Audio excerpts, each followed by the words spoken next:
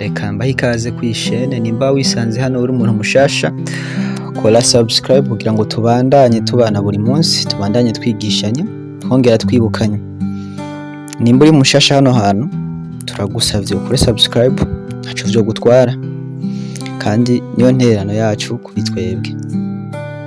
Ibintu tugiye kuvuga ko uyu munsi canke ikiganiro tugiye kurabira hamwe no munsi ni strategy canke geste abakobwa bakoresha babandi usanga muri quartier canke bamwe usanga ari abagenzi bawe ugasanga umukobwa si mwiza vyahatari ariko ugasanga abahungu baramukunda ariko ugasanga abahungu baramwirukira wa undi nyene uzi ko ari wa muntu akunditse ariko wamuraba ugasanga nawe hari ibintu murusha ubwiza uramurusha bimwe twita amatara uramurusha ugasanga arakunditse tu. Uyu munsi tugiye kurabira hamwe strategy canke uburyo akoresha kugira ngo akundike canke kugira ngo abahungu bamukunde. Nigeze gukora ikiganiro kuri strategy abahungu babandi bubona ata boda ata mona ata niki bamwe usanga urusha ibintu byose ariko ugasanga bakunda n'abakobwa beza ugasanga canke abakobwa benshi barabakunda. Uyu munsi rero twashatse kuvuga ku gitsina gore naco canke ku bakobwa.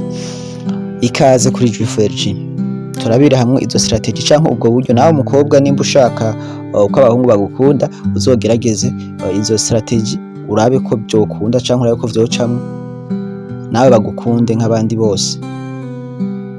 So bakobwa sinzi ko mumaze kubona umukobwa usanga atari mwiza nta look canke ntataye hatari ariko ugasanga arakwega abahungu ugasanga buri muhungu aba yipfuza uyo mukobwa canke aba yifuza kumuvugisha aba yifuza kumugira umugenzi wa mukobwa nyene wumva nawe wotinya mu gihe ugiye guhura na sheri wawe ukavuga ati jewe ujya mukobwa ntitwojana canke ujya mugenzi wanje ntitwojana kubera yuko sheri wanje canke boyfriend wanje yohava aca kunda uwo mukobwa canke yohava aca kunda uyu mugenzi wanje. Rero uyu munsi twiga turabiye hamwe strategy ubona bakoresha uburyo akoresha kugira ngo abe umuntu akunditse abe umuntu igitsina gabo cirukira.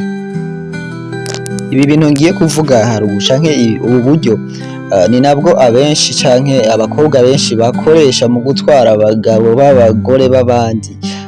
Nawe mugore nimba uri hano uriko wumviriza ibi bintu ni bimwe mu bintu abakobwa benshi bakoresha mu gutwara abagabo naba bandi twita ngo abasirey queen. Izi ni zimwe strategy bakoresha suko ari beza vyahatara ariko igitsina gabo kirawirukira kubera ko bakoresha ubu buryo bakoresha utu tuntu kugira ngo bashobore gukwega abagabo. Ikintu ca mbere w'umukobwa ukwiye kumenya nimba ushaka yuko abahungu bagukunda canke ushaka yuko abahungu bakwirukira ni ikintu bita ikizere kugira ikintu bita confidence. Iki coco sinokwirirwa ko ndakivuga cane kubera yuko mu bintu vyose canke mu buzima bwose umuntu abayemwo mu vyakora ivyo arivyo vyose arakeneye kwigirira ikizere arakeneye kumva yuko nawe ashoboye arakeneye kumva yuko nawe hari ikintu ari mu buzima bwiwe. Rero iki kintu ni nk'urufunguzo mu buzima bw'umuntu si mubi byo gukundwa n'abahungu canke mu byo ukora vyose urakeneye ikintu bita ikizere. Iki coco reka nico twoherako kubera yuko ari nk'urufunguzo. Ikintu ca kabiri ugomba kumenya yo mukobwa no kumenya gutambuka. Simvuze ngo uca ugenda urivunagura wapi kuko bavuga ngo ingendo y'uwundi iravuna ariko menya ingene utambuka akademarche kwa kundi ushobora gutambuka nyine abantu bakumva bohindukira. Sinzi ko urabona yuko iyo umukobwa azi gutambuka aciye imbere y'abasore canke aciye imbere y'igitsina gabo akenshi abahungu canke abasore barakunda guhindukira bakurikiza amaso uwo muntu arenganye. Kandi abahanga bavuga yuko iki gice cyo hepfo abahungu canke igitsina gabo baragiprefera cane kurusha n'igice cyo hejuru. Rero wowe mukobwa nimba ushaka yuko kura your attention y'abahungu kuri wewe menya ingene utambuka ariko ntuce ugenda nyine urivunagura ariko menya demarche zawe. Ikindi naco kigufasha izi demarche menya kwambara ibirato cyo hejuru ntuce wambara udukenya ntuce wambara iki iyo ugiye nko mu rubanza canke ugiye guhura n'umuntu menya cyo kwambara umenye ati nambaye iki kirato iyi demarche iranyorohera canke ndashobora gutambuka uko. Iki kintu akenshi abakobwa bari sexy canke abakobwa babandi twita abasirey queen barabikoresha mu gukwega igitsina gabo. Ikintu ca gatatu ugomba kumenya w'umukobwa ni ukumenya ingene wicara, kwa kundi uba usohokanye n'umuhungu canke kwa kundi uba ugiye ahantu mu kirori, habaye urubanza, muri mariage, uri muri party canke aho ariho hose ushobora guhurira n'igitsina gabo, menya ukuntu wicara, ntushike nk'umuntu kurya wama wicara muhira ugashika wicara muri saro nk'umuntu ari iwawe, menya ingene wicara, wicara nyene nk'umuntu ari siri yawe. Simvuze ngo uce ushiramo agasuzuguro kenshi hamwe usanga washizeko filime abantu bose barabira mu kirere, ariko umenye ingene wicara n'umuntu akuravye abone yuko atabwoba ufise. Hari umukobwa basohokana bakamutwara ahantu ukabona nyene yagize ubwoba ntari siri yawe, kiya gihe uba uhaye umuhungu kukubona yuko akurenze canke akaze kubera gutwara ahantu nawe ukaba utangwe kumwereka ko wajugumiye, iki gituma umuhungu agufata ari bisanzwe. Ariko iyo ushitse nyene ukicara nyene ukisanzura nyene ukaba umuntu ari siri yawe, iki naco kirafasha. Ikintu ca kane ugomba kumenya wewe mukobwa, nimba ushaka gukwega igitsina gabo canke ushaka kugira igikundiro, ugomba kumenya kumwenyura, no kumenya kumwenyura ugashirako agasurire ku maso canke ku munwa. Ibi bituma iyo abahungu bakuravye canke igitsina gabo kikuravye kitipfuza gushira amaso ku ruhande, kiba gishaka kongera kukuraba mu maso. Akenshi naho ku munwa bitokunda, gerageza kuvugisha amaso, burya amaso aravuga. Sometime hari umuntu ashobora gukoresha amaso ukabona yuko hari ikintu ariko arakubwira.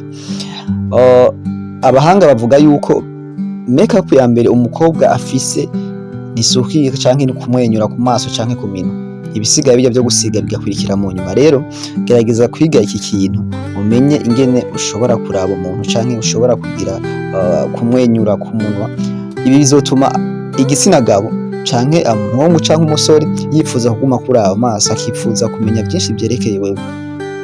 Ikintu ca gatanu ugomba kumenya w'umukobwa canke ukuntu ushobora kwitwara mu gihe ushaka yuko abahungu bagukunda canke igitsina gabo, menya uburyo ukora mu mishatsi yawe. Kwa kundi uba ufise imishatsi uba warasutse canke uba ufise imishatsi wayifunze, mugabo uri kumwe n'umuntu, uri kumwe n'abantu, wagisokeye ahantu, uri kumwe n'igitsina gabo canke wasokanye n'umuhungu, menya ukuntu ukora mu mishatsi yawe, uyikoremwo nyene uburyo buri sexy. Apana kwa kundi ushobora gukora mu mishatsi nk'uko umenga uri gukora mu vyatsi, canke iyo geste ukayikora muri kumwe. Hari igihe wumva imishatsi yaje mu maso canke nawe itoza mu maso, ngo ukaba kumwe n'umuntu uricaye, kora ako ka geste mugabo ugakore mu buryo buri sexy. Abahungu canke igitsina gabo barakunda iki gice cyo hejuru cy'imishatsi. Rero iyo ugagizaho ka geste, umuhungu aba yumva yoguma kuraba buri kanya. Rero niki kintu kirafasha. Ikintu ca gatandatu arico ca nyuma ukwiye kumenya wewe mukobwa, ukwiye kumenya uburyo uvugamo, ukuntu ijwi ryawe uri control canke ukuvuga, ukuduza ijwi canke ukarimanura. Aha kenshi ijwi rirafasha. Sinzi kurabona umuhungu afise ijwi ryiza kandi azi kuri control, usanga igitsina gore kimukunda naho yoba adasa neza, ugasanga bakunda ijwi ryiwe. No kuba hungu nuko, iyo umukobwa afise ijwi ryiza arashobora kumukundira ico, kwa kundi abazi kuvuga mugabo afise n'ijwi ryiza. Ikindi naco ngaha gifasha, gerageza kwiga, gerageze kwiga, ugerageze gushamwa terme z'igifaransa canke icongereza nimba ukizi, kubera yuko akenshi umukobwa avuga izi terme z'igifaransa canke icongereza ziramwongera valere, ziratuma abantu bamubona umenga n'umusirimu. Ariko wa wundi usanga avuga za terme zo mu kati wacu, ngo jahiyo, ngo gerayo, ibintu nk'ivyo, usanga akenshi baca baberekana ko ari umuntu ari cheap canke ari umuntu ari hasi. Rero gerageza gukontrola ijwi ryawe, kwa kundi mushobora kuba muri kwatera inkuru n'umuntu ukumva nyene waduze hejuru, ngo urumva ngo yacagira ibi n'ibi. No, gerageza gushirwa hasi, uvuga umutima uri mu nda nyene nk'umuntu yiha agaciro, nk'umukobwa nyene azi valere yiwe. Ngizo strategy canke uburyo bumwe butandatu abakobwa bakoresha mu kwikwegera ko igitsina gabo canke kugira ngo abagabo babakunde. Ibi bintu sinje kubigisha gusireyinga canke sinaje kwigisha ingene batwara abagabo abandi, ariko irifo ko umuntu amenya vyose canke akamenya ukuri. Hanyuma umuntu yakuze yiga no gutambuka bisanzwe, yaravyigishijwe n'ibindi ashobora kuvyigishwa akabimenya kandi akabikorerako. nta wakuze azi byose canke nibi byose umuntu abazi aba yaravyize. Rero nanjye nashatse kubigisha aka kantu mukamenya. Mwakoze kumviriza iki kiganiro. Jewe wumva ni Lloyd Jeff kuri Jeff Elgin, mubandanye mukora subscribe, niyo ntererano yanyu buri munsi tuba dushaka. Murakoze.